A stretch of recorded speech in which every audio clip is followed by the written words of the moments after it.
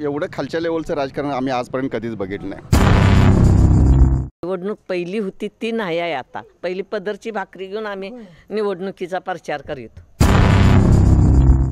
अहो हे काय ईडी का लावतो म्हणलं की तिकडे जाऊन पळतात. कुठे योजना कुठं आलेल्या गोरगरिबापा तो पोचत नाही, त्या मध्ये आधीच खात्यात. अजून ग्रामीण भागाकडे कोणाचंही लक्ष नाही. नमस्कार, मी शुभमराज. सध्या लोकसभा निवडणूक काहीच दिवसांवरती येऊन ठेवलेली आहे. लोकसभा निवडणुकीला काहीच दिवस उरलेले आहेत आणि या काही दिवसांमध्ये बरेचसे राजकीय भूकंप, राजकीय हालचाली आणि बदल आपल्याला बघायला नक्कीच मिळालेले आहेत. तारा न्यूजमध्ये आपलं सगळ्यांचं स्वागत. रोजच तारा न्यूजच्या माध्यमातून आपण महाराष्ट्राच्या आणि कोल्हापूरच्या कानाकोपऱ्यातल्या वेगवेगळ्या बातम्या आपण नक्कीच बघत असतात. पण आज आपण एका वेगळ्या विषयासाठी, एका वेगळ्या ठिकाणी आपण लोकांशी चर्चा करण्यासाठी आलेलो आहोत. मी जिथं उभा आहे या ठिकाणी सध्या कोल्हापूरच्या करवीरमधलं हे खुपिरे गाव आहे आणि बिरदेव मंदिराच्या जवळ मी उभा आहे आणि इथल्या नागरिकांशी आपण येणाऱ्या निवडणुकीसंदर्भातलं त्यांचं मत काय आहे हे आपण जाणून घेणार आहे. नमस्कार.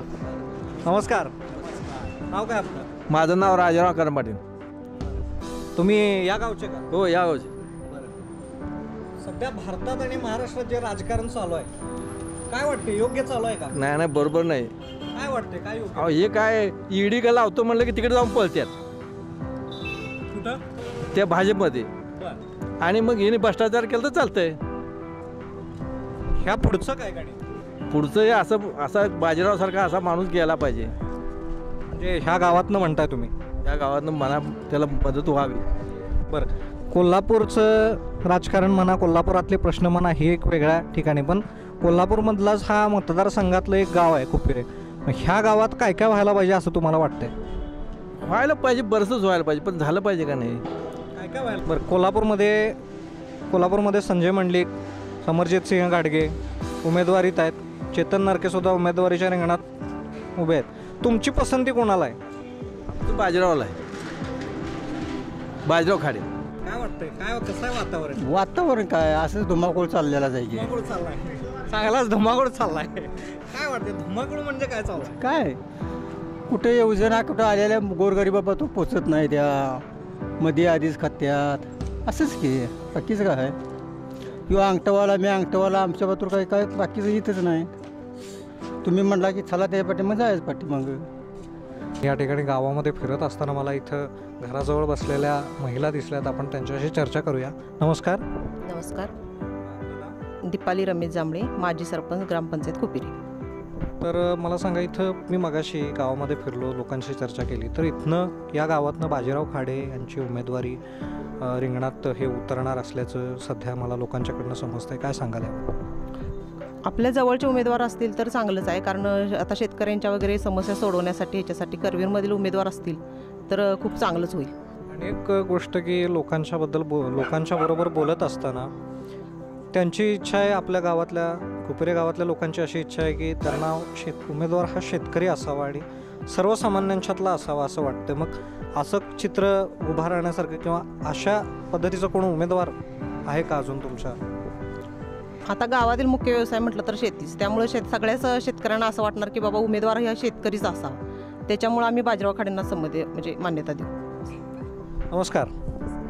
नाव काय आपलं? कविता संजय पाटील, माजी ग्रामपंचायत सदस्य. तर सध्या कोल्हापूरमध्ये, महाराष्ट्रामध्ये राजकीय उलथापालथ मोठ्या प्रमाणात सुरू आहे. एक माणूस एक नेता दुसऱ्या पक्षात जातो, दुसरा नेता तिसऱ्या पक्षात जातो, ह्याचं चिन्ह तो घेतो, त्याचं चिन्ह ते घेतो. ही जी उलथापालथ व्हायला ती योग्य आहे का? नाही नाही, अजिबात नाही. आमच्यासारख्या सामान्य माणसांकडे अजिबात नाही ते परवडत. बरं, मग उमेदवारीच्या रिंगणातली नावं सध्या स्पष्ट होताना दिसत आहेत. शाहू महाराज आहेत, संजय मंडलिक आहेत आणि आत्ता मिळालेल्या माहितीप्रमाणे इथनं खुपिरे गावातनं बाजीराव खाडेसुद्धा उमेदवारीच्या रिंगणात उतरणार आहेत. काय वाटतं आपल्याला? आम्हाला चांगलंच आहेत. बाजीराव खाडे हे आपले माणूस आहेत आणि काय आपल्या अडीअडचणी असेल तरी ते आपल्या भागातले त्यांना सांगता येतील. आम्हाने तिथंपर्यंत त्यांच्यापर्यंत जाता येते, पण ते तिकडच्या माणसांच्यापर्यंत आम्ही पोचू शकत नाही. ह्यांच्यापर्यंत आम्ही पोचू शकेन. गावातले असे कुठले प्रश्न आहेत का की ज्या मार्गी लागावेत या निवडणुकीनंतर किंवा सध्या मार्गी लागावेत असं वाटतं? भरपूर आहेत. ती निवडून आल्यानंतर आम्ही त्यांना जरूर सांगायचं, हक्कानं आम्ही त्यांना सांगेन की आत्ता असं झालंय का की बाबा आत्ता संजय मंडलिक हे सध्या खासदार आहेत, तर मग त्यांच्याकडून कुठली इकडं संजय मंडलिक निवडून गेल्यापासून आमच्या गावी कधी आलेलेच नाहीत. बघायचं चित्रासुद्धा नाही आहे ते. सध्या तरी अजून किती वर्ष झाले तरी अजून अजिबात आलेले नाहीत इकडे. मग काय करायचं सांगा. अशी माणसं निवडून येते, आम्ही त्यांना निवडून देतोय, पण ती परत आमच्यापर्यंत अजिबात येत नाहीत ती. आता उमेदवारीत भाजपकडनं त्यांचं नाव निश्चित होण्याची शक्यता आहे. नाही नाही, आम्ही त्यांना निवडून देऊ शकतच नाही. आम्ही काँग्रेसची माणसं आहे. हां, त्यांचा नाही आमचा, भाजपचा नाही आमचा. काय काँग्रेसमध्ये सुद्धा हे चिन्ह गोठवलं गेलं, चिन्ह बदली झाली, 2 पक्ष झाले, फोडाफोडी झाली, योग्य आहे का हे? नाही नाही, अजिबात योग्य नाही. बाजीराव साहेब, खाडे साहेब हेच आम्हाने म्हणजे मान्य आहे ते. तर तुम्हाला दोघांनाही मला एक प्रश्न अजून एक विचारायचा आहे की मुंबई पुण्यानंतर कोल्हापूरला बघतात. आपल्या सगळ्या दृष्टीनं समृद्ध असा कोल्हापूर जिल्हा आहे आपला. शैक्षण असो, सहकार असो, प्रत्येक गोष्टी, पर्यटन, देवस्थान समिती. पण वाटतंय का अजून विकास कुठंतरी थांबलेला आहे, तटलेला आहे किंवा हरवलेला आहे? होय, अजून थांबलेलंच आहे. आपण दादांच्याकडे वळूया. दादा नमस्कार. नमस्कार, मी वसंत पाटील ग्रामपंचायत सदस्य. वसंत पाटील मी ग्रामपंचायत सदस्य, पाणीपुरा सदस्य. अजून ग्रामीण भागाकडे कोणाचंही लक्ष नाही आहे आणि जेणेकरून जो खासदार निवडून जाईल त्यांचं ग्रामीण भागाकडे लक्ष असावं. रस्ते, गटारे, पाणी, सोय, लोकांना काय पाहिजे आहे सगळं. नमस्कार, मी बेबीताई भिकाजी पाटील. कसं आहे वातावरण सध्या कोल्हापूरचं? कोल्हापूरचं वातावरण आम्ही काँग्रेसची. काँग्रेसचं वातावरण आहे असं तुम्हाला वाटतंय? होय. काँग्रेसकडनं शाहू महाराजांना उमेदवारी मिळण्याची शक्यता आहे. बाजीराव खाडे आवडतात. बाजीराव खाडेंनाच आम्ही पसंती.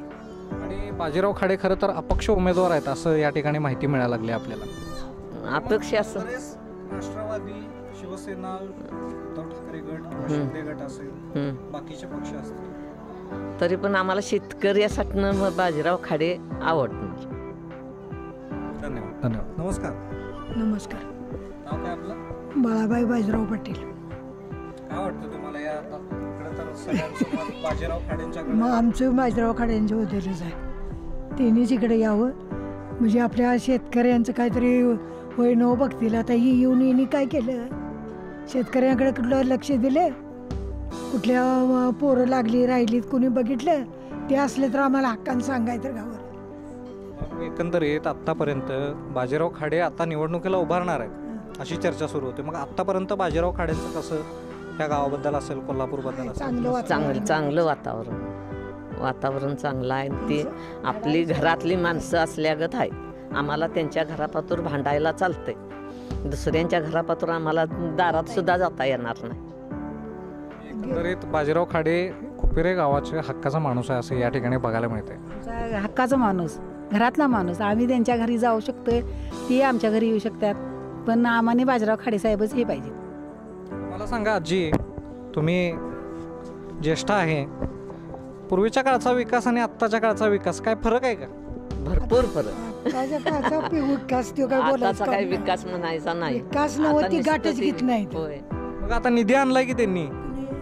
निधी आणला आता दावायला. आता निधी इकडे येणार नाही, हातानं एवढ्या दाबायला. पोरांसुद्धा तो कळतो. तो आमच्यापर्यंत पोहोचू शकत नाही, तो मध्येच गाळ होतोय. निधी ह्या हातानं घ्यायचा आणि ह्या हातानं मागं द्यायचा. लागले तरी तसं, लागलीत तरी सुद्धा नाही. हे लागले तरी असले बी तर ते आपल्या हे हक्काचा होणार माणूस नाही. आहे, काही करू शकतो आपल्यासाठी. शेतकरी निधी जर आणलाय तर काय काय कामं व्हायला पाहिजे होती की त्याची? भरपूर कामं. गटारी नाही आहे सरळ गावाला, रस्ते नाही आहे सरळ गावाला, पाणी पुरवठा सरळ नाही आहे गावाला. महिलांचं सगळं हालच आहे. गॅसच्या वाढत्या किमती बघितलं ना का गॅस मग काय करायचं महिलांनी सांगा. मग 1100-1100 रुपयाला गॅस भरून मिळते, फुकट दिलं गॅस. तुमच्या वेळी गॅस किती रुपयाला असायचा? 300-200 हे एवढं असायचं. मला म्हणजे आम्ही पहिल्या ह्याला घेतलं तेव्हा 200 रुपये नुसतं बसत होतं. एकंदरीत महागाई वाढलेली आहे असं तुम्हाला म्हणायचं आहे. मग देशात जे चालू आहे त्याबद्दल काय मत आहे? देशात सरकार कुणाचं? सरकार भाजपचं असून काय करायचं? ती स्थिती महागाई केली सारी भाजपने, सगळी महागाईच केली आहे. मग शेतकऱ्यांचा हाल झाले सगळीकडे आता. नमस्कार. नाव काय आपलं? नारायण बापू कुंभार. याच गावचे? हो, कुपिरीचाच. काय करता आपण? मी कुंभार काम करतो. तर कोल्हापूरमध्ये गेल्या 10 वर्षाचं राजकारण जर आपण बघितलं तर कुणाला तर निवडून देण्यासाठी नाही तर कुणाला तरी पाडण्यासाठी राजकारण होतं किंवा निवडणूक लढवली जाते असं सध्या चित्र बघितलं आहे सगळ्या लोकांनी. तर काय सांगायचं त्याबद्दल? नाही, कसं आहे, शेतकऱ्यांचा जो माणूस आहे त्यांना तर निवडून द्यायचंच आहे आणि त्यांचं विकास कामावर जर जास्त भर असेल अशा व्यक्तीलाच निवडून द्यायचं. सध्या मला असं वाटतं या सगळ्या गावकऱ्यांच्या चर्चेतनं की पूर्ण गाव हे सध्या जास्तीत जास्त शेतीला प्राधान्य देणारं गाव आहेत. कोल्हापूरचे रस्ते, कोल्हापूर शहरातले रस्ते माहीतच आहेत सगळ्यांना. इकडं गावाकडं काय विषय आहे रस्त्यांचा? काय रस्ता अजून व्यवस्थित झालेला नाही आहेत, खासकर का अजून आहेतच, रिपीट झालेलं नाही आहेत की. तेच की कोल्हापुराकडून इकडे येताना का नाही वाटत खड्डे आहेतच हो, अजून रस्ते झालेलेच नाहीत, असं आहे नाही. याला कोण जबाबदार आहे काय वाटते तुम्हाला? आता काय सरकारनं बघायचं आहे ते, सरकार आता सत्ययुगांचं आहे तिने बघायचं आहे ते, करायला नको ते. नमस्कार, काय म्हणताय? काय नाही, आलो आहे आता शेताकडे आलो आहे. भीमराव पाटील माझं नाव आहे. काय एकंदरीत काय वाटते, वातावरण कसं आहे? नाही, वातावरण हे कसं आहे, ह्या एवढं खालच्या लेवलचं राजकारण आम्ही आजपर्यंत कधीच बघितलं नाही. कारण भाजपवाल्यांची ईडी लावली, फक्त लावली उद्धव ठाकरे, राष्ट्रवादी आणि काँग्रेसवाल्यांच्यावर. त्यांनी भाजपवाल्यांच्यावर कधी ईडी लावलीच नाही. आणि एवढ्या खालच्या लेवलला राजकारण जाईल असं आम्हाला वाटलंच नाही. आणि आम्हाला आता आम्ही महाराष्ट्रातून ठरवलं आहे की मोदी सरकार हे पूर्ण नष्ट झालं पाहिजे, असा चंग आम्ही साऱ्यांनी बांधलेला आहे. नमस्कार, गोविंद पाटील. काय गावचं वातावरण कसं आहे? गावातलं आता म्हणजे वैयक्तिक माझं सांगतो, गावातलं म्हणजे प्रत्येकाचं मत आहे, प्रत्येक सेपरेटच असतात, त्याच्याबद्दल काय आपण दोन मत नाही. गावात सुधारणा बऱ्याच चांगल्या झाल्या, सुधारणाबद्दल काय अडचण नाही. बरं, जे 2014ला जे मोदी सरकार आले त्यावेळी गॅस हा होता 400, तो झाला 1100. लागवडीचा दर 500 ते 600 50 किलोच्या बॅगेचा होता, आज तो 1100-1200 रुपये झाला. गॅस झाला, लागवड झाली. पेट्रोल होतं 60 रुपये, ते झाले 105 रुपये, 106 रुपये. डिझेल होतं 40, ते आज 93 रुपये, 94 रुपये दर झाले. ही प्रगती बरोबर नाही. GST आहे सर्व, म्हणजे कुठं GST वाढवा पाहिजे. शेतकऱ्याच्यावर जे पाहिजे ते मालाला त्याच्यावर GST नको आहे. इतर मालाला तुम्ही व्यापाऱ्याच्या ह्याला GSTवर लावली तर काय आमची अडचण नाही.